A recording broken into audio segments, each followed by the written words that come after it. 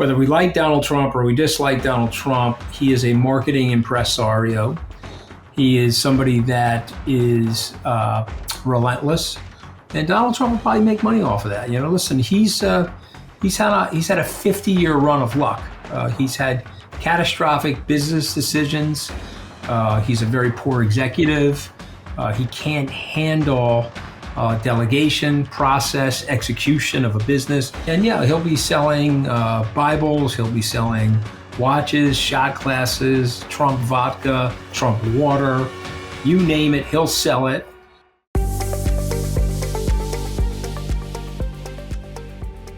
If you like to shop for little things or really big things, we're talking to you today.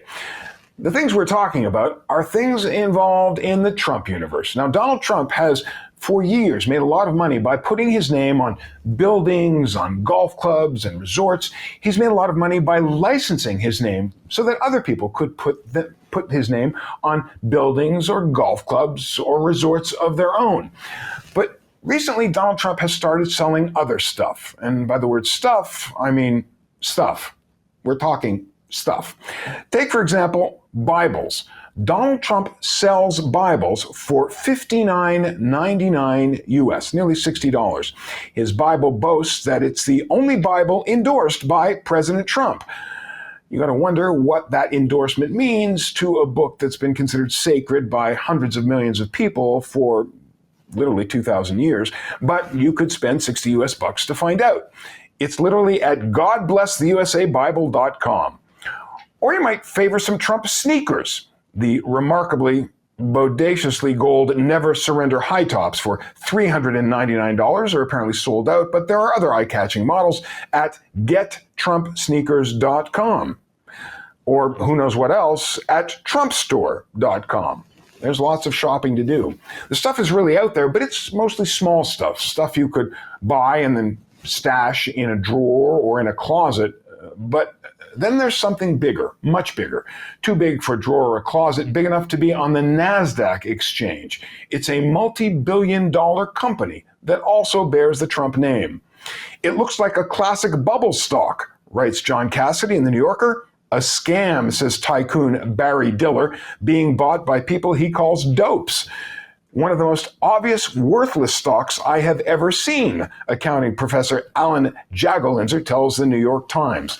But it is out there, it is available, and it goes up and down every day, real people spending real money in a very real way. Anthony Scaramucci, you worked with Donald Trump. Let me just ask you, did you buy any souvenirs? Do you have a pair of those sneakers?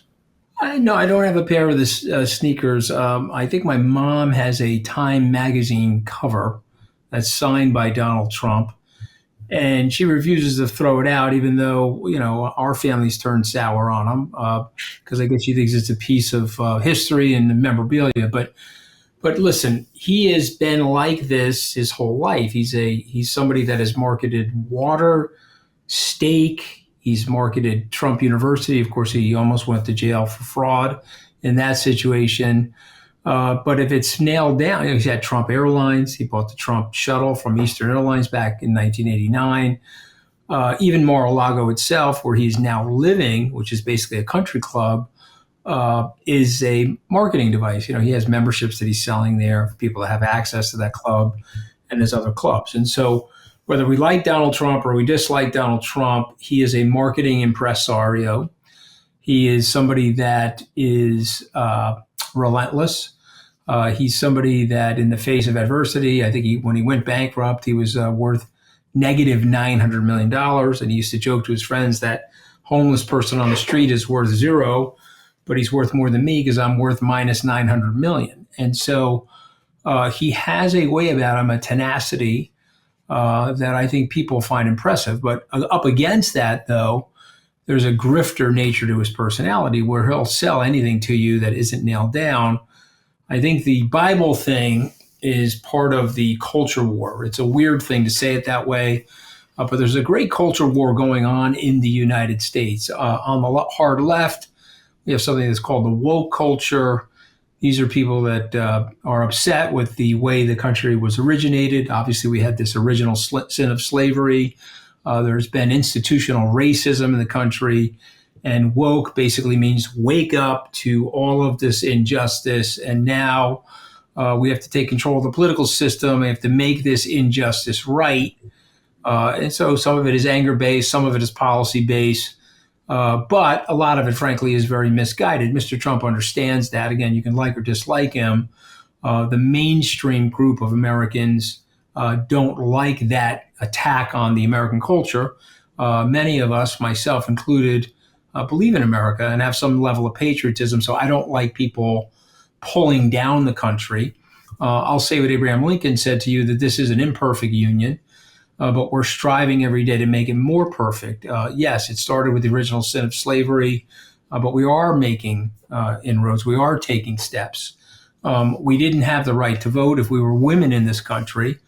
And only 100 years ago, we made that allowable in the country. So yes, but it's allowable.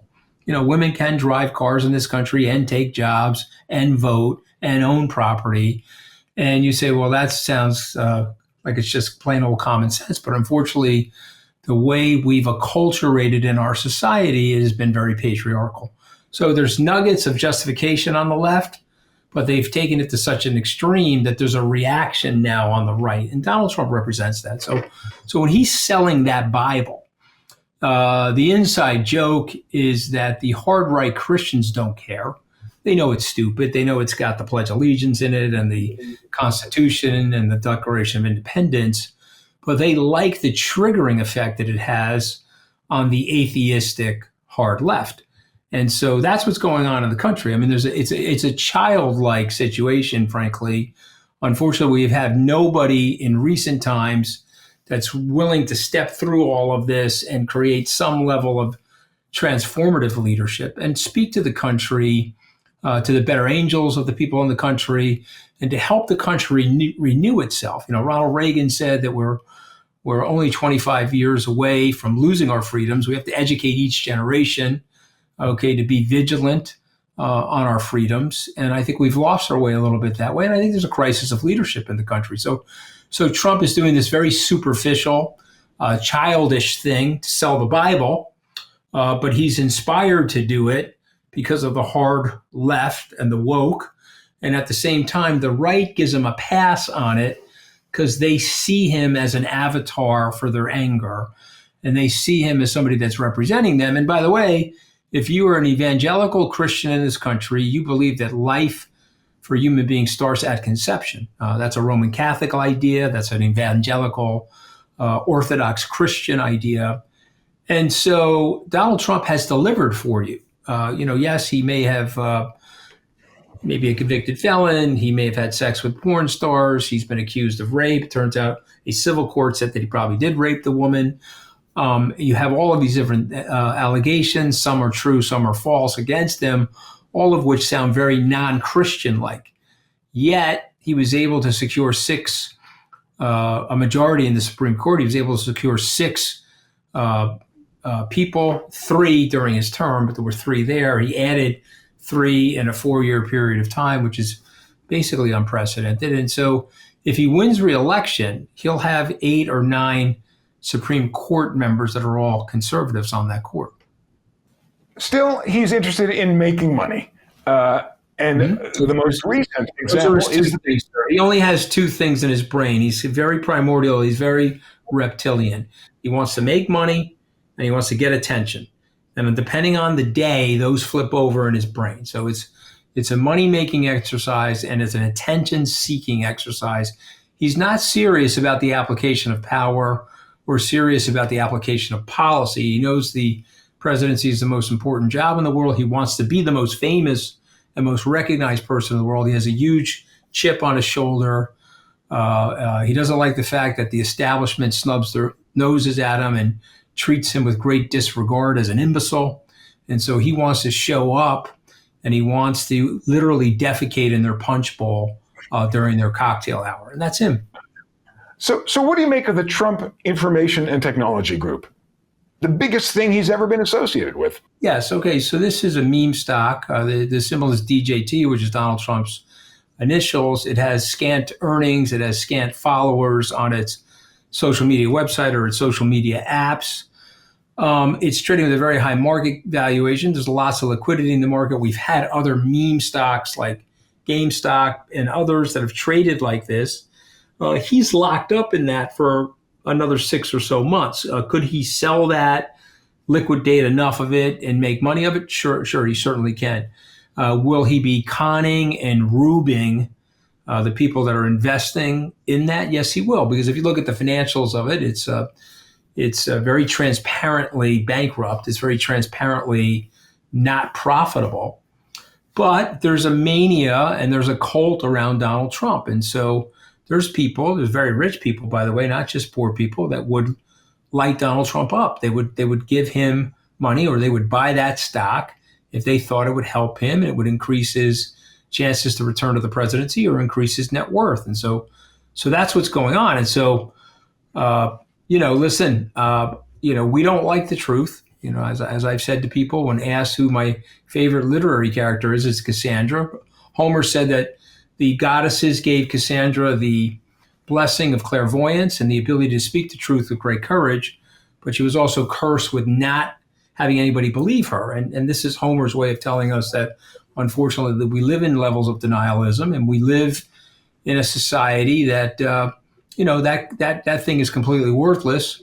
But there are people in there playing that pyramid greater fool theory. They think they can get out of that thing faster than the other people. And Donald Trump will probably make money off of that. Listen, he's had a 50-year run of luck. He's had catastrophic business decisions. He's a very poor executive. He can't handle delegation, process, execution of a business. He's a great raconteur. He's a good communicator.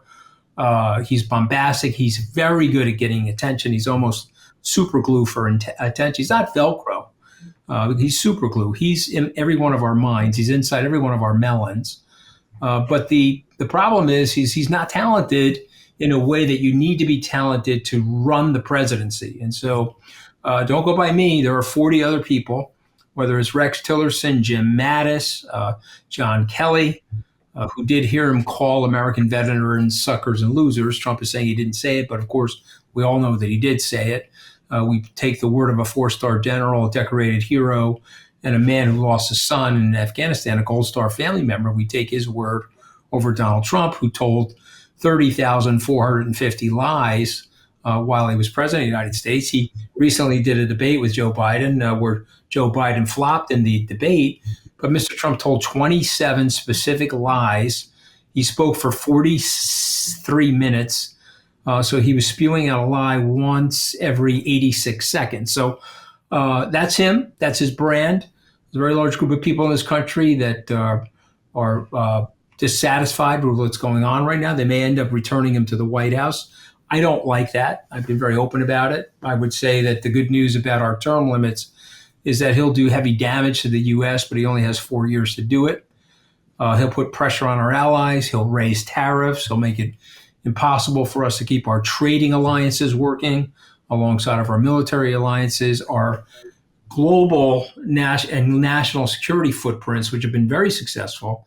They have rewarded knowing statesmen in the Middle East, places like the UAE, places like Saudi.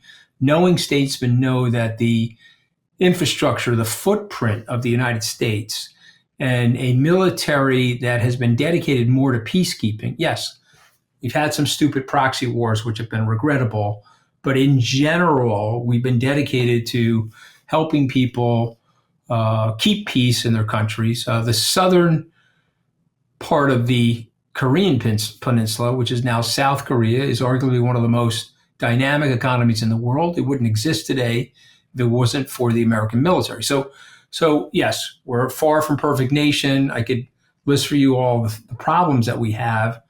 But leadership like Donald Trump is not the answer to whatever the ills are of the country.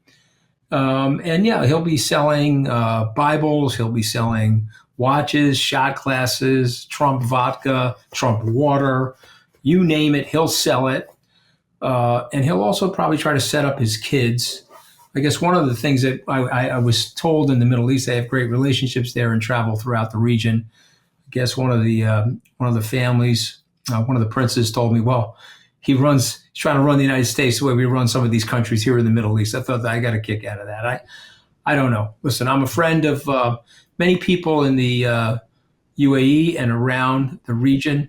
I want to promote peace and democracy. I also want to promote business, and I want to promote, the win-win exchange of value, technology, goods and services.